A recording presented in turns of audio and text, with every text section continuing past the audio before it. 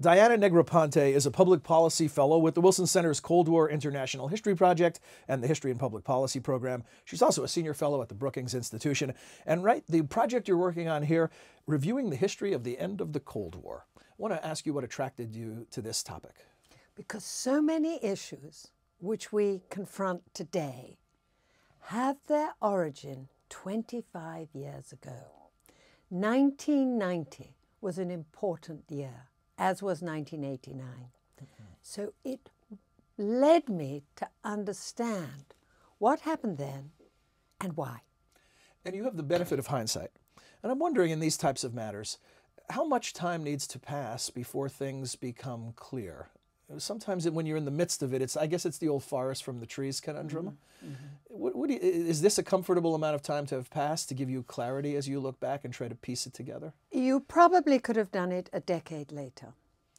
But the advent of Mr. Putin's expansionism and a Russia which states that it is humiliated by events of the end of the Cold War makes it relevant today. Is that Putin position, does that hold up to scrutiny that maybe we were bad winners and we did humiliate the Russians at the end of the Cold War? Not intentionally.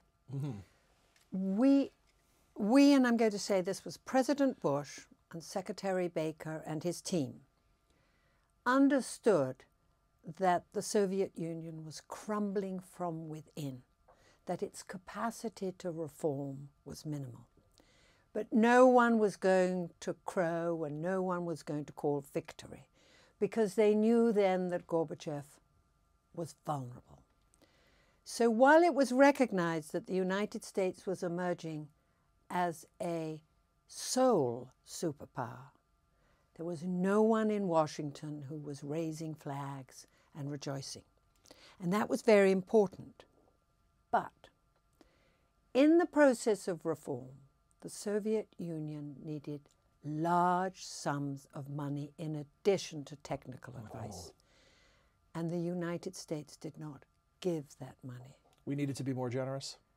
Well, that's what I'm looking at the moment. What could we have done to help the Soviet economy in such a way that the transition from a state-run economy to a free market economy was less traumatic for the Russian people? One of the fascinating aspects of history is another conundrum about whether the person makes history or history makes the person. And I'm thinking you mentioned Mr. Gorbachev. And what are you finding about his role? Should he be looked as a hero or a victim of circumstances or some combination of the two? How do you see Gorbachev's role? It depends from where you're looking. For the West, Gorbachev is a hero. He is a man who understood that the old Stalinist system was dead and left Soviet citizens poorer. But now, if you were to ask the Russian people what they think of Mikhail Gorbachev, their answer would be completely opposite. They see in him the man who led them into this period of economic turmoil and political weakness. So it depends where you stand. Sure, as most things, depends where you're standing. So how much has the story changed or evolved over time? Has the narrative become very different now, or is it essentially the same? I mean, I remember a book about the Pope, the President, and the Prime Minister, assigning that, these were the three international figures who essentially pushed the Soviet Union to the brink and to its eventual unraveling. Is the narrative much different now? There is a strong recognition that it was the citizens in Eastern Europe, the Polish citizens, the Hungarian citizens, the Czechs and the East German citizens, who brought about their own liberation, rather than External Washington. Forces. Well, that makes sense, doesn't it? Or Moscow. Change from within. Moscow allowed it to happen, but the driving force were the very people who lived in those countries. That has changed. In the case of what was then called the Soviet Union, we now realize more fully the degree of dysfunctionality that was taking place in that country.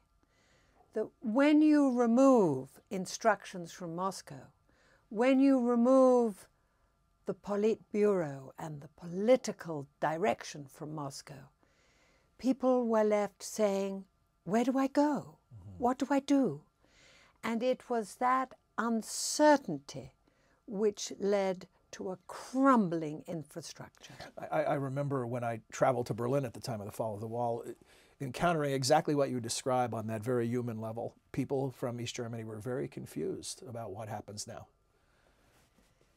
We don't know the future, and we never knew in those years whether the Soviet Union might push back in the same way that it had done in 1956 and in 1968.